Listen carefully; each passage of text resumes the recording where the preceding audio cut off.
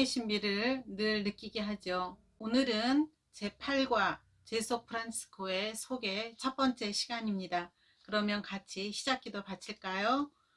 성부와 성자와 성령의 이름으로 아멘. 성령으로 말미암아 신실한 영혼이 우리 주 예수 그리스도께 결합될 때 우리는 전배드립니다. 하늘에 계신 아버지의 뜻을 실천할 때 우리는 그분의 형제들입니다. 신성한 사랑과 순수하고 진실한 양심을 지니고 우리의 마음과 몸에 그분을 모시고 다닐 때 우리는 어머니들입니다. 표양으로 다른 이들에게 빛을 비춰야 하는 거룩한 행위로서 우리는 그분을 낳습니다. 성부와 성자와 성령의 이름으로 아멘. 드디어 제속 프란치스코 회를 배우게 되었습니다. 우리는 지난 시간까지 프란치스코 성인의 생애와 영성 그리고 프란치스코의 가족에 대해서 살펴보았습니다. 1회, 2회, 3회로 구성되어 있는 프란치스칸 가족은 오늘도 무너져가는 나의 집을 고쳐라 하는 주님의 말씀을 실천했던 성 프란치스코를 모범 삼아서 교회를 위해 봉사하고 쇄신하기 위해 노력하고 있습니다. 그 가족 중에서 이제 제속 프란치스코 회에 대해서 살펴보는 시간입니다. 성 프란치스코처럼 복음을 실행하기 위해서는 어떻게 해야 하는지를 먼저 살펴볼 것이고, 이를 살고 있는 회원들은 누구인가를 볼 것입니다. 그리고 마지막으로 간략하게 제속 프란치스코 회의 역사를 살펴보도록 하겠습니다. 먼저 예수 그리스도의 복음의 실행 살펴보도록 하겠습니다. 프란치스코는 살아있을 때부터 성인으로 추앙을 받았었죠. 그런데도 불구하고 그는 이런 말을 했습니다. 형제들이여, 지금까지 진전이 거의 없다시피 하니 주 하느님을 섬기기 시작합시다 라고요. 사람들로부터 성인으로 추앙받았는데도 이런 말을 했다는 것은 프란치스코가 스스로 그 목적지에 이르지 못했다고 여긴 것이고, 더 거룩한 삶을 향하여 끊임없이 전진했다는 의미이기도 합니다. 프란치스코의 예수 그리스도에 대한 사랑은 참으로 놀랍고 끝이 없습니다. 1 첼라노 84항에는 이런 내용이 있습니다. 그는 끊임없이 묵상을 통하여 그리스도의 말씀을 되새겼고 예리한 사고력으로 그리스도의 행적을 되새겼다.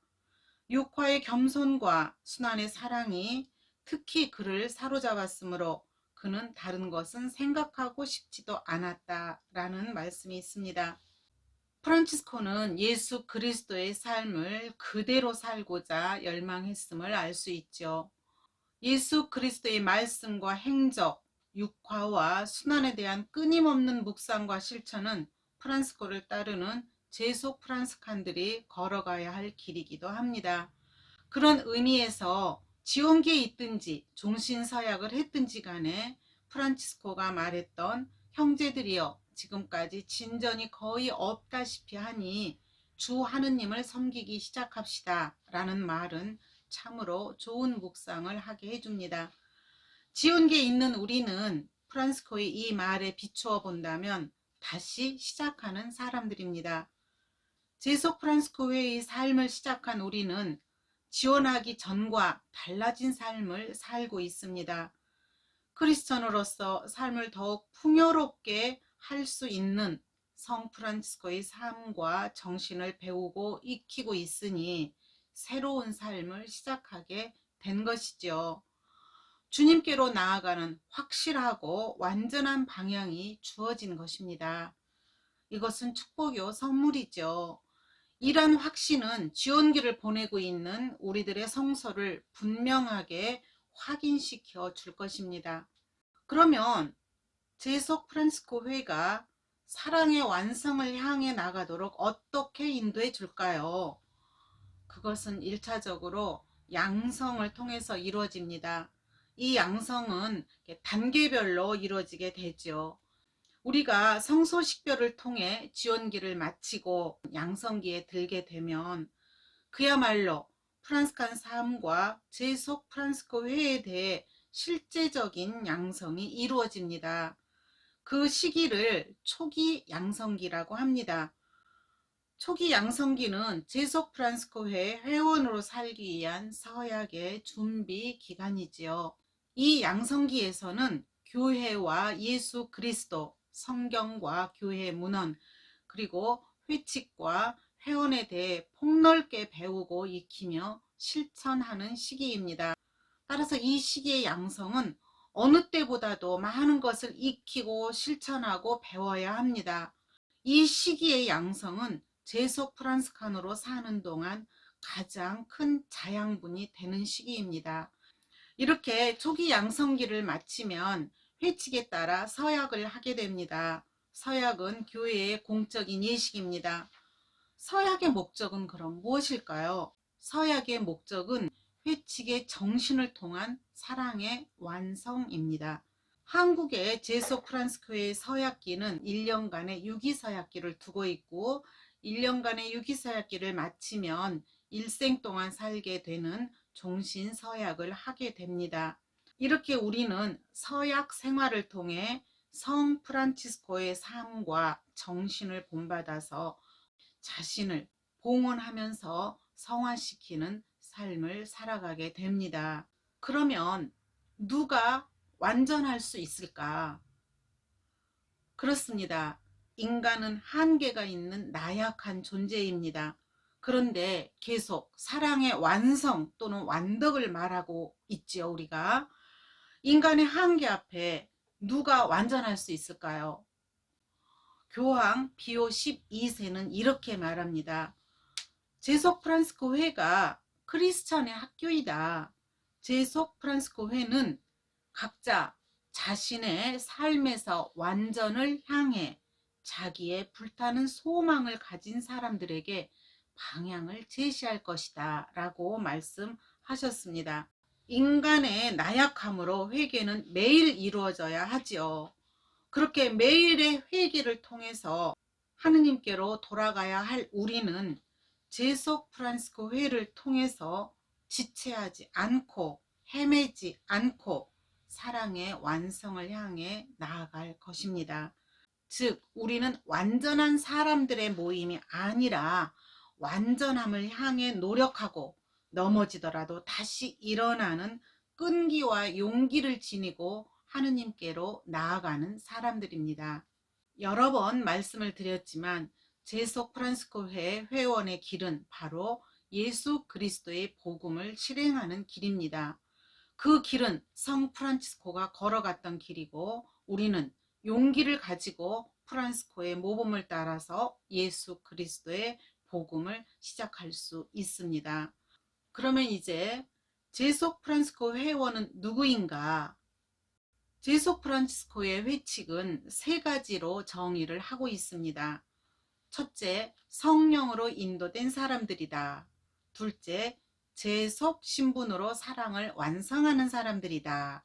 셋째, 교회가 인가한 회칙을 살기로 서약한 사람들이다 라는 것이죠. 그러면 이 세 가지를 좀 더 구체적으로 살펴보도록 하겠습니다. 먼저 성령으로 인도된 사람. 성령으로 인도된 사람이란 거룩한 부르심에 응답한 사람이란 뜻이죠. 성소란 하느님께서 어떠한 사람에게 특별한 생활 양식이나 역할을 수행하도록 부르시는 것이죠. 그러므로 제속 프란스코의 성소를 받은 우리는 제속 프란스코 회의 특별한 양식, 즉 회칙을 통해 하느님의 뜻을 실천하는 사람들입니다. 지원기를 우리가 보내면서 제속 프란스코 회에 대한 성소에 대해 특별히 성찰하고 묵상할 수 있어야 하겠습니다. 이 삶이 비록 미지근하든 또 뜨겁든지 간에 무엇인지 끌리고 살고 싶어진다면 그 사람은 성소가 있는 사람이라고 할 수 있겠습니다. 그러면 두 번째로 제속 신분으로 사랑을 완성하는 사람들을 한번 보도록 하겠습니다. 지금까지 사랑의 완성, 예수 그리스도의 복음 생활이라는 표현으로 제소 프란시스코회 회원의 목적이 무엇인지를 확실하게 아셨을 것입니다. 그런데 내가 세상 속에 살아가는 신자로서 이 완성을 이룬다. 이것이 가능할까 하는 것이죠. 회칙은 제속 신분이라는 말을 사용하고 있는데, 제속 신분이라는 것은 수도자가 아닌 신분이라는 의미입니다. 곧 세상을 떠나지 않으면서 사랑의 완성을 이루는 사람들이라는 의미죠. 그런데 성화를 위해 산다고 하면서 세상의 여러 조건들 속에서 이런 일이 가능할까요? 혹시 대충 세상의 악한 경향과도 타협하면서 살아가는 것을 말하는 걸까요? 그렇지 않습니다. 이 세상은 예수님께서 사랑하셔서 오셨고 사랑 때문에 십자가에 못 박혀 죽으신 곳입니다. 제속 신분을 깨닫는다고 하는 것은 하느님께서 우리를 제 속에서 성화하도록 불러주셨다는 것을 깨닫게 하고 실천하게 한다는 의미입니다. 그러면 세 번째로 회칙을 지키기로 서약하는 사람들에 대해서 보겠습니다. 제소 프란시스코의 회원은 회칙을 살겠다고 서약을 합니다. 회칙 안에는 성 프란치스코를 따를 수 있는 지름길이 있습니다. 그 지름길을 마련해 주시는 주체는 성령이시죠. 여기에서 제속 프란시스코 회와 일반 평신도 사도직과 다른 점이 있음을 유의해야 하겠습니다. 제속 프란시스코 회원들은 회칙이라는 생활 양식이 있고 이를 서약한다는 점에서 예언직, 왕직, 사제직 활동인 사도직 단체와는 다르다는 것입니다. 사도직 활동을 다 포함해서 더 포괄적이고 구체적인 삶의 양식이 바로 회칙이기 때문이죠. 그러면 제소 프란시스코회의 역사에 대해서 한번 간략하게 살펴보도록 하겠습니다.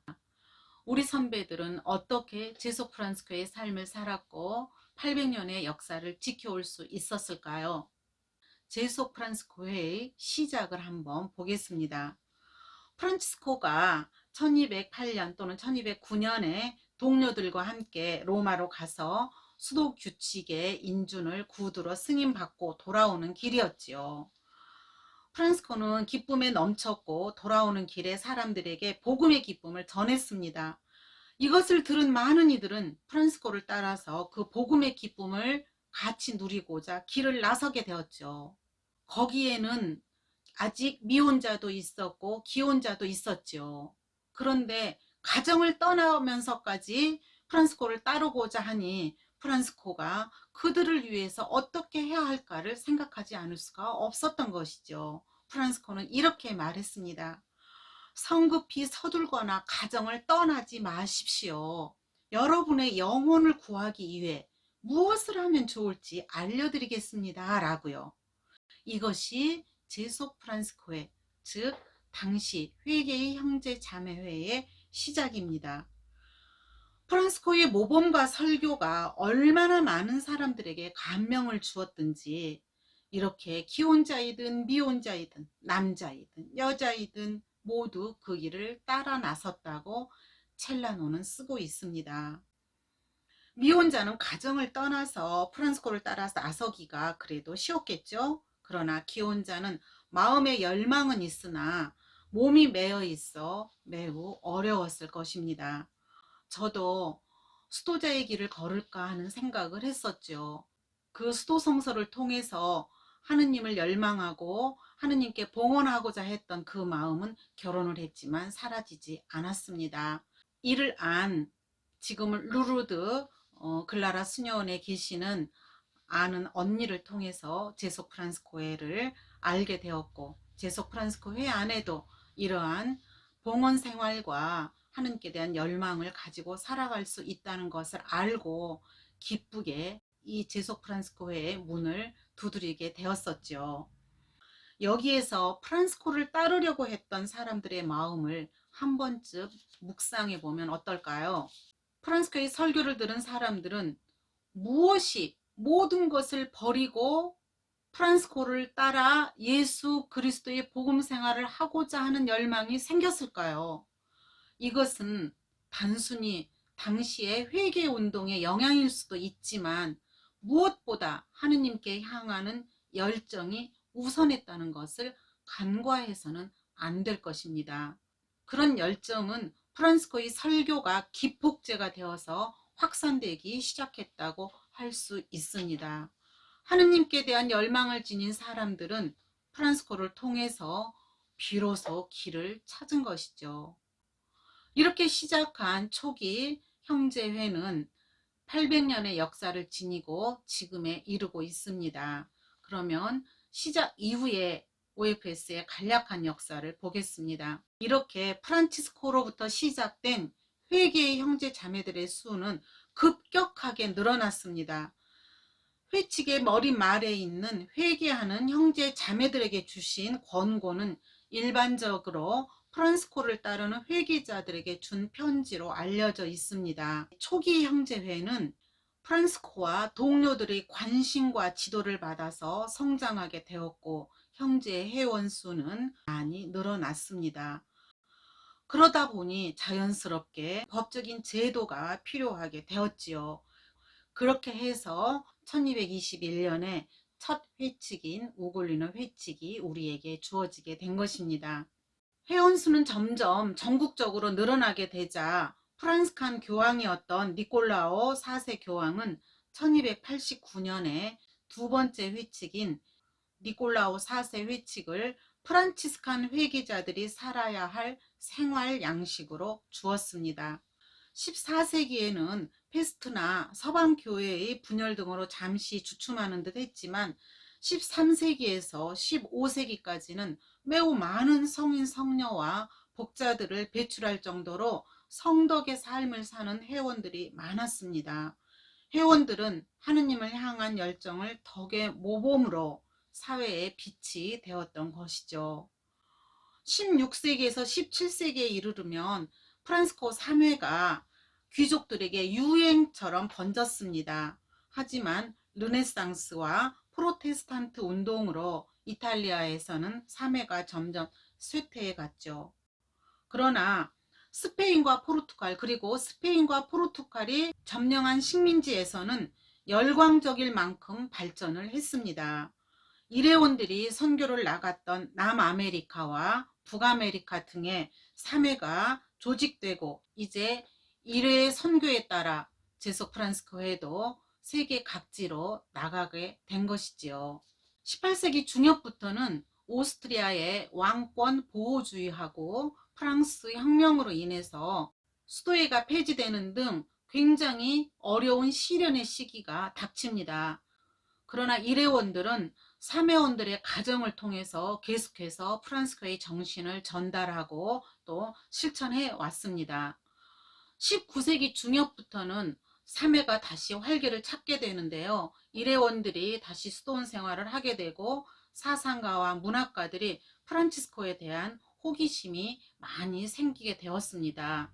이때 프란스코의 무덤이 이제 공개되는 그런 영향도 있었죠. 그러나 3회에서도 탁월한 지도자들이 노력을 했고 또 홍보도 많이 한 덕분에 제속 프란스코 회는 매우 큰 활기를 가졌습니다. 뿐만 아니라 제속 프란스칸 교황님들의 지지도 한 몫을 했습니다. 비오 9세부터 바오로 6세 교황까지가 모두 3회원이었습니다. 레오 13세 교황은 당시 시대에 맞게 600여 년간 사용해오던 니콜라오 4세 회칙을 폐기하고 1883년에 새 회칙을 인준해 주었습니다. 왜냐하면 당시 사회는 무신론이 팽배하고 산업사회로 전환되면서 사회의 흐름이 크게 변화되는 시점이었어요. 그래서 교황님은 많은 신자들이 프란스코 3회원이 되어서 사회의 이런 변화에 대응하도록 회칙 개정을 한 것이지요. 그러자 회원 수는 300만이 넘어섰습니다. 회원 수로는 놀라운 성장이었죠. 그러나 영성적으로는 일회에 도움을 받기가 어려웠고 형제의 운영에 있어서도 체제를 갖춰 살게 하기가 어려웠습니다. 그러다가 보니까 그저 신심단체처럼 변형되고 말았습니다. 자연스럽게 회원 수가 줄어들기 시작했습니다. 1930년부터 급격하게 회원 수가 줄어들게 되는데요. 교회 안에 액션 단체와 사도직 단체가 이 즈음부터 등장하게 되지요. 회원들의 프란스칸 이상이 쇠퇴해진 이유도 한몫을 했습니다. 그리하여 제속 프란스칸 교황인 비오 12세는 1957년에 회헌을 공포를 합니다. 이것은 제속성을 강조하고 있고요. 회원들은 서로 공동체성을 지니도록 하였고 사도직 활동을 제시해 주었습니다. 이 회헌은 현 바오로 6세 회칙의 기초가 되었습니다. 그 이후에 1962년부터 1965년까지 제2차 바티칸 공의회가 열리게 되지요. 제속 프란스코 회도 제2차 바티칸 공의회의 정신에 따라서 회칙 개정을 하게 되었습니다. 현 회칙은 제속 프란스코 회가 다시 프란스칸 이상을 실현하도록 구성되어 있고 제속성을 강조하고 있습니다. 뿐만 아니라 국제적인 단일 조직이 되어서 중앙 집중적인 조직으로 되었습니다. 형제의 운영도 자율성을 강조하게 되었지요. 제속 프란스코 회가 역사와 전통 속에서 성장하고 부침하고 쇄신되고 발전하면서 현 교회 안에 현존하는 것은 성령께서 제속 프란스코 회와 함께 쇄신의 역사를 이끌고 계시기 때문이죠. 역사의 부침 속에서도 회원들은 순례를 하는 이들을 위한 여행자 숙소, 어린이 교육, 자선병원, 가난한 이들을 위한 신용협동조합, 임종자들을 위한 집들을 운영하면서 교회와 사회의 프란스칸 정신을 실천해왔습니다. 제속 프란스코 회 안에는 80여 명이 넘는 성인 성녀들이 있습니다. 우리가 잘 알고 있는 헝가리의 성녀 엘리사벳, 프랑스의 국왕 루도비코, 통해녀 마르가리타, 빗데루버의 성녀 로사, 성 토마스 모, 성 요한 마리아 비안네, 폴리뇨의 성녀 안젤라, 오상의 성 마리아 프란스카 등 이렇게 많은 성인 성녀들이 제속 프란스코 회의 회원이라는 것을 생각하면 분명 이곳은 완덕을 향해 나아가는 곳임에는 틀림없습니다. 우리 서로 동행하고 부축하면서 이 여정을 함께 걸을 수 있기를 희망해 봅니다. 그러면 마친 기도 바치도록 하겠습니다.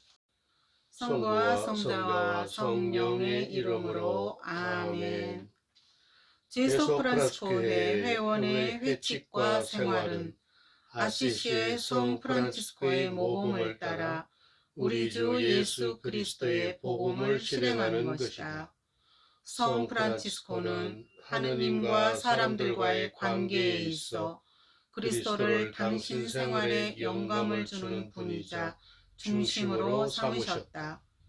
그리스도는 성부께서 주신 사랑의 선물로서 아버지께로 나아가는 길이며 우리가 성령을 통해 도달하는 진리이며 삶의 충만함을 주려고 온 생명이시다. 회원은 특별히 복음을 자주 읽어서 복음에서 삶으로, 삶에서 복음으로 나아가야 한다. 성부와 성자와 성령의 이름으로 아멘. 수고 많으셨습니다. 감사합니다.